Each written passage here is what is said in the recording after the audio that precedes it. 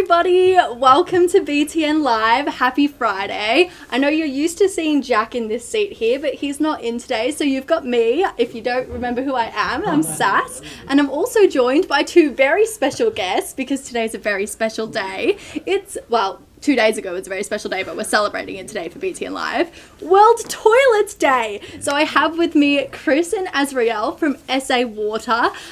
Regional wastewater treatment operations is what they do, what they specialize in, and a ton of you have sent in heaps and heaps of questions. We have so many for these guys to answer for us. And yeah, as you're watching, feel free to send them through live and we'll try and get to them and yeah, shout you out. Woo! So if you want to talk a little bit first before we get into the questions about who you are and what you do, what your job is, for those who don't know.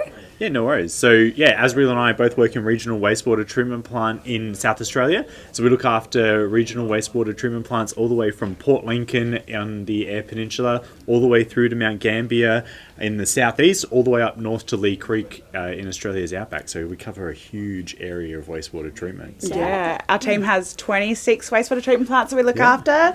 And so, yeah, Chris and I help look after these treatment plants. We make sure that they're running the way that they're meant to. And if problems come up, we're pretty good at problem solving. We're both engineers, so we're good problem solvers. That's great. We love it. Okay, well, let's get straight into the questions then now that we know that. We have Kimmy here from Dural Primary School. Kimmy wants to know, where does the waste from toilets go? I think you guys would know the answer to this. Absolutely. So, yeah, when you flush the toilet, it goes down into a series of pipes that run under the streets everywhere.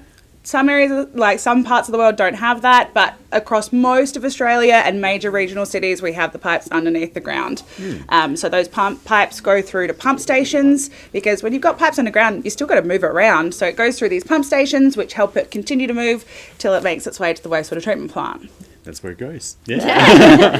Perfect, thank you. And then we have Eric here from Kellyville Ridge Public School. Kelly wants to know, how do people put the millions of pipes underground to the toilets and then recovering the land they dug up? Like, how do they recover the land they dug up? And how long does this sort of process take? Great question. We've been building our wastewater network for, decades. So it's been going on for a really, really, really long time. So it doesn't happen overnight, all in one day. And yeah, we dig trenches really deep and we lay the pipe one after the other, and it's a slow, laborious process, but as suburbs grow and get bigger, that's how they get put in the ground. So in fact, in Adelaide, the Adelaide sewer system is the oldest one in Australia. It was built in started to be built in 1881. Yeah. So it just continued to build from there and expand as the area changes and grows. Yeah. Wow, yeah, that's pretty interesting, because if you guys watched the package that this is all about, Justina's package this week on World Toilet Day, her segment for BTN, you would know that this hasn't always been this way. If you go back in time, it wasn't always like this. But interesting to know that Adelaide was up there with... Yes, we in fact also had the first secondary treatment, or the activated sludge wastewater treatment plant at Glenelg. So that was built in the 1920s. So that was a huge innovation for South Australia and Australia as a whole. So we're sort of an innovator in South Australia. We're quite lucky. How cool. That's so interesting. All right, we have Kai here from Southport State School. Kai wants to know, is there a toilet museum in the world? There is. We've got one in our Adelaide's North at Bolivar, and we've got it's called a museum, but it's got a display of lots of different things that we find down the toilet. So. Oh, okay. What would some of these things that you find down the toilet be? You guys would be familiar with this? Oh my gosh. Just about anything you could ever think of. I think we have some images on the screen here that these guys have provided us with of some of the things that they have found down our loos, in our pipes, and have ended up with you guys.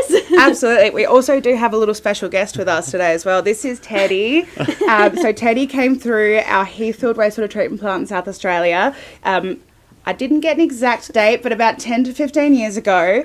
And I'm able to touch him because he was lovingly cleaned and restored by the operator at the time, and he has become a bit of a mascot at that wastewater treatment plant. So Teddy. He's come on down to ABC today, just special for you guys. Yay!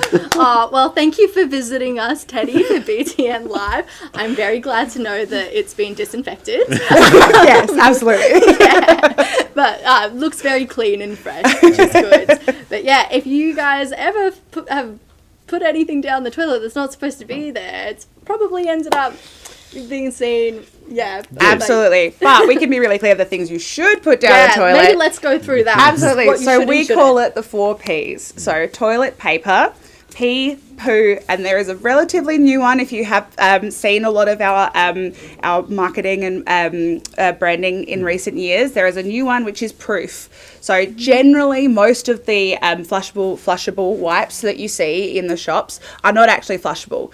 There is a relatively new standard though from the Australia New Zealand standard, which allows it to be flushable, which means it breaks down in the system and doesn't cause other problems along the way. Yeah. So the 4th P is proof. And the way you can identify it is it's a little logo with a circle with a person disposing something in a toilet. And if it's not flushable, it'll have a line across on that circle as well. Very good. I have a question here from Cassandra, I'm not sure, from Monavale, that they want to know, why do toilets get clogged? Maybe you could answer what things we shouldn't be putting down the toilet and how this happens. Yeah, so lots of things clog toilets. So we've got everything from oils, fats and greases, from cooking in particular, anything that, like a wet wipe that says it's flushable, that really isn't flushable, sanitary items, toys, phones, construction material, you name it, anything and everything we've seen can block your toilet and cause you and your family trouble at home, because if your sewer pipe gets blocked,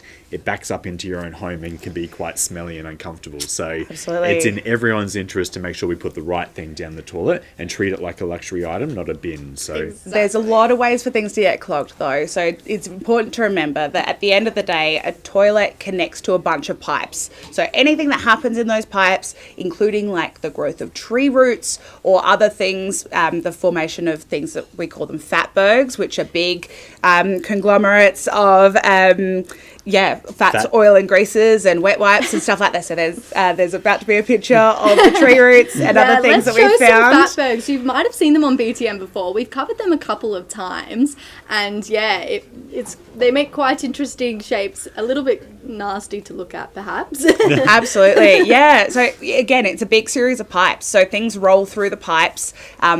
Almost like you would see a ball rolling down a hill. It rolls down the pipes, it sort of picks up other things along the way, and fats, oil and greases are really good at sticking things together. Yeah. So that's why it's really important that you don't put cooking oil and other fats, oil and greases down the toilet. Yeah, it's really important to put them in the bin, not down the toilet or down the sink. So, yes. Exactly. Yes. Good tip there. Very good tip. Let's do another question. Let's go with lots of questions about what the most expensive toilet is from Caden and Thomas. I don't know. You know what's funny? I do know this. My dad told me last night. This has been in the news recently. It has been. Yeah. There was a golden toilet that was auctioned off recently. That was, I believe, an artistic project. It was. That went for several millions of dollars from memory. Very, very expensive. It was bought by Ripley's, believe it or not, who buy all sorts of crazy things. It was a gold toilet made by the same artist. If you know the artist who stuck the banana on the wall with duct tape, yes, that's the person who made that very expensive totoilet. There you go. But luckily for us, that's not most toilets, which means that in a country like Australia, everyone and almost everyone has access to the toilets that they need, and it's nice and affordable to make sure that your home has a toilet in it to be able to get rid of your waste in a way that means that it's not affecting your health. Yeah. We have Zohar here from John Warby Primary School. They want to know, what was the first toilet or the first flush? What was...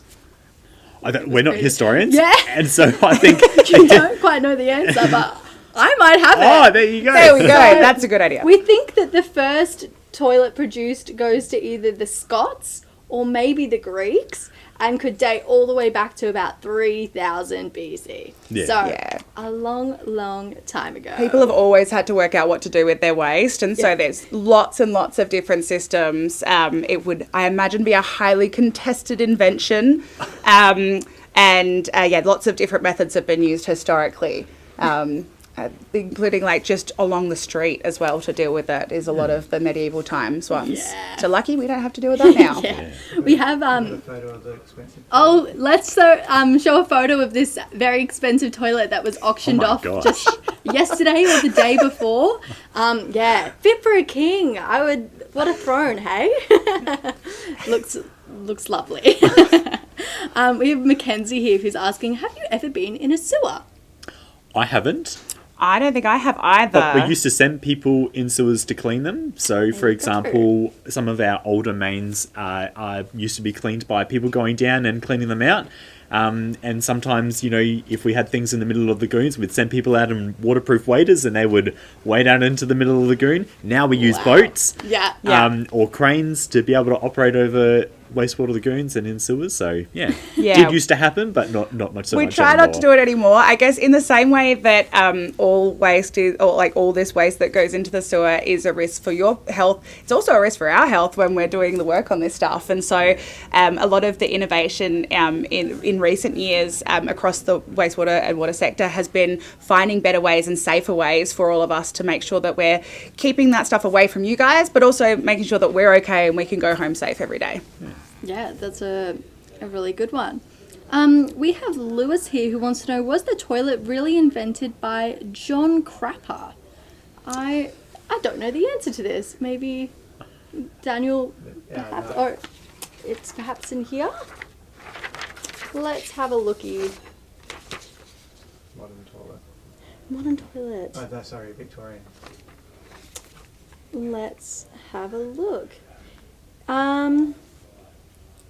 It looks here like it was perhaps someone called Thomas Crapper, who was hired by Prince Edward, later King Edward, to construct them in the royal palaces. There you go. There you go. Very Luxury item. Yeah, So, I think it said correct. he made them, he made some toilets and didn't patent a number of toilet-related inventions, but didn't technically invent the modern toilet, but was the first to display them in a showroom. There you go. For the royals, very fancy. We have someone, Lee Hub here from Noble Park Primary School. They want to know, what are some of the environmental consequences of inadequate sanitation systems? Yeah, so one of the huge benefits we have in Australia is having wastewater treatment plants to treat our wastewater before it gets discharged to the environment, whereas that's not the case all around the world. So often we have, I think the stat was 3.4 billion people don't have access to flushable toilets. So that's almost half of the world's population. Yeah. And, that has an impact on our environment because that waste has to go somewhere. And often it is to waterways or to oceans and rivers, which impacts the environment negatively. Yeah, we didn't always obviously have wastewater treatment plants. That's something that happened over time. And so when, a long time ago, actually not that long ago really, in the last 200 years, we used to just discharge to waterways, which the effects to the environment are things like it makes the waterway not very nice to be in, but on top of that, it basically increases the nutrient levels in the waterways. So in sewer, you see high levels of ammonia and nitrogen-based things, as well as phosphorus and other things that are all natural. However, increased amounts of those in your waterways means that you see things like eutrophication, which is where things grow too much. And so it causes problems for the animals and the plants in the area and stops them from doing what they need to be doing because we're putting things in these places. So that's been one of the biggest changes in wastewater treatment over the last couple of centuries, has been the invention of wastewater treatment plants to be able to treat it, to remove some of those things before it then goes out to these waterways or to be reused in other ways. Yeah. And there would be those all across Australia, every single state. Yeah. Absolutely. Yeah, and one way to minimise our impact on the environment is to reuse the water.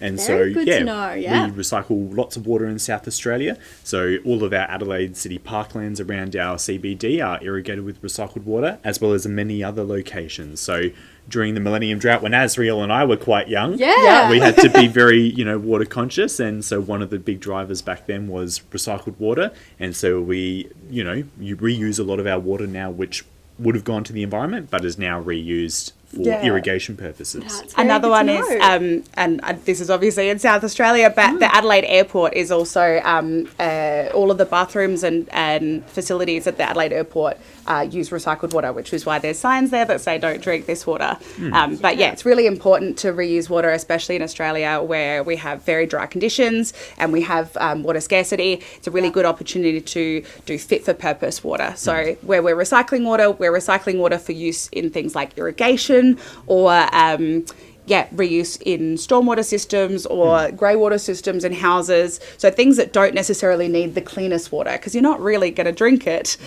So we can do some things that mean that it might be a little bit cheaper, but also we're reusing it and not putting out into the waterways. Yeah, saving the planet. Oh, that's wonderful. I have a few jokes here, and I know you guys with your job probably have heard quite a few little puns in your time. I want to see if you've heard these ones before, because they're quite funny.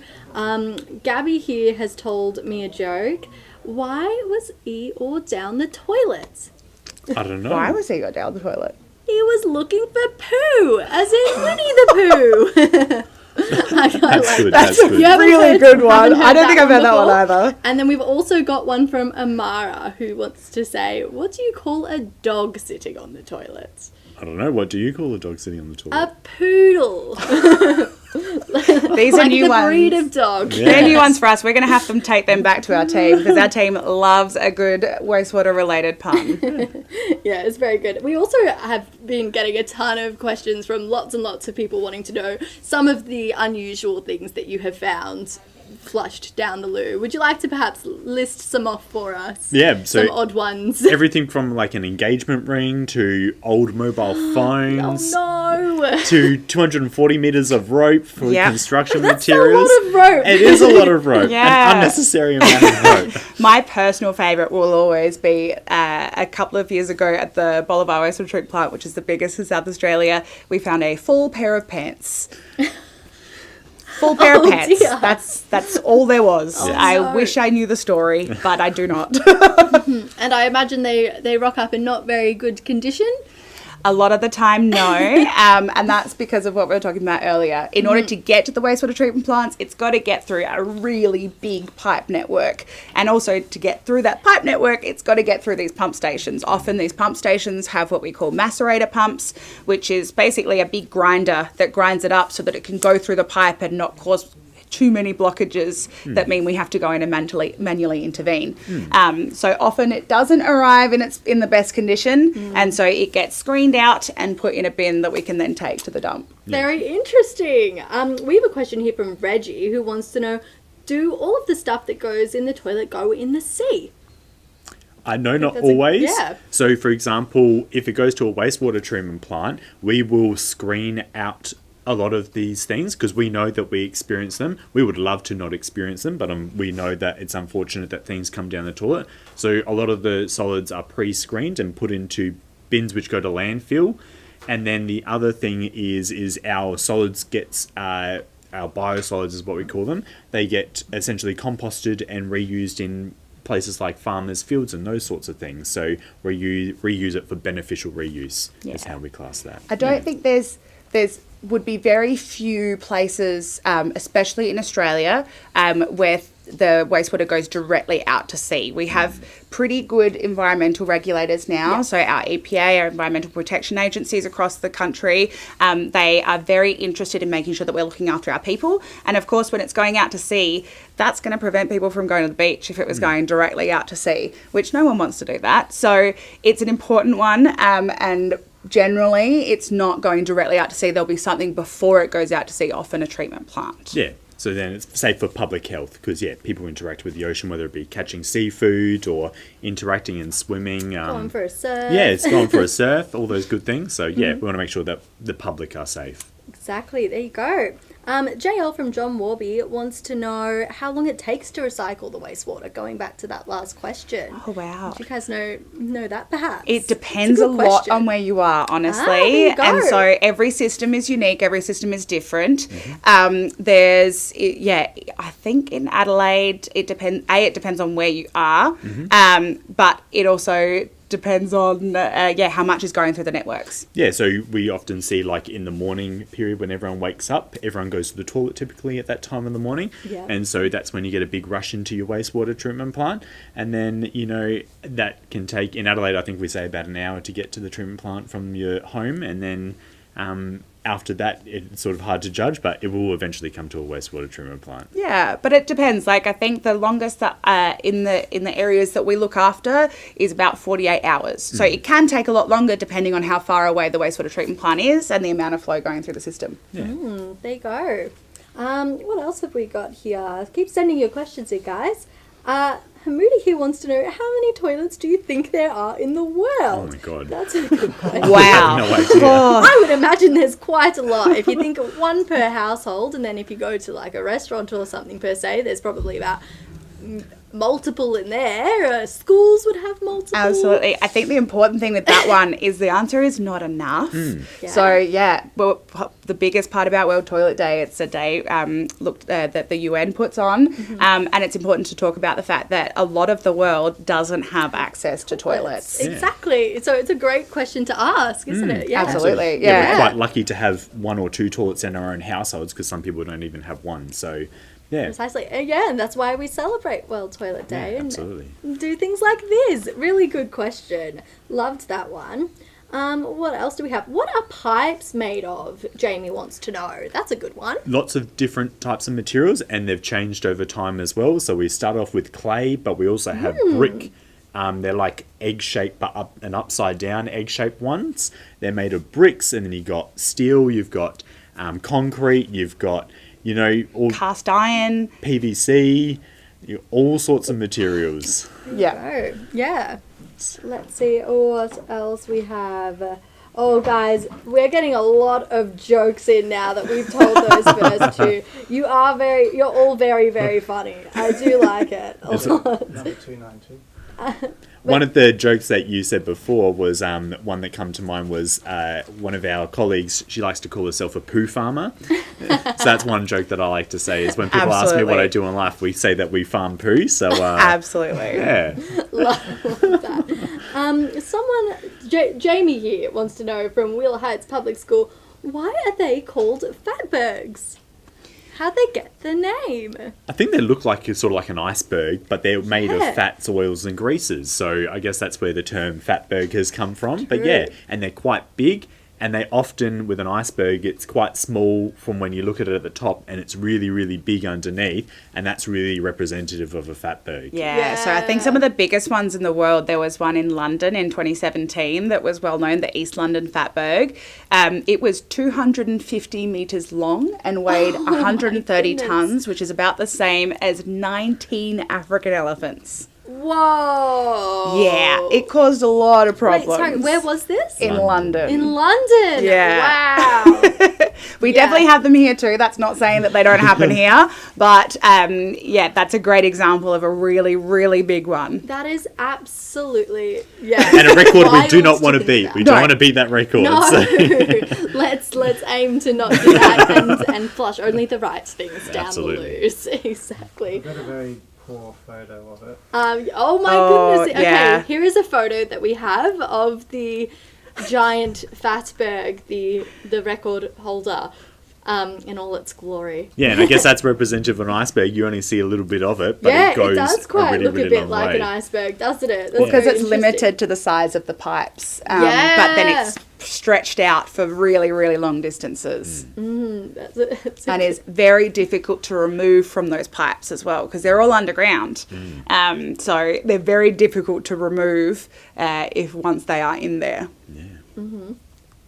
Georgia Nicholson from Cobram Anglican Grammar School here wants to know, when was World Toilet Day first introduced? Would you guys happen to know that? I don't Maybe think not. we do. Have we been No. celebrating it for a while? Do you guys celebrate it every I every think year? we celebrate it every year Every for as year. long as it's So- been going on. So Yeah, I'm I going to don't say know it's how long probably it's for been a going while, for. but we're going to get our little birdie to 2013. check that. 2013, there you go. That's you a good go. amount of Yeah, time. wow. Yeah, it's been 12 years, so Ah, exactly. Yeah.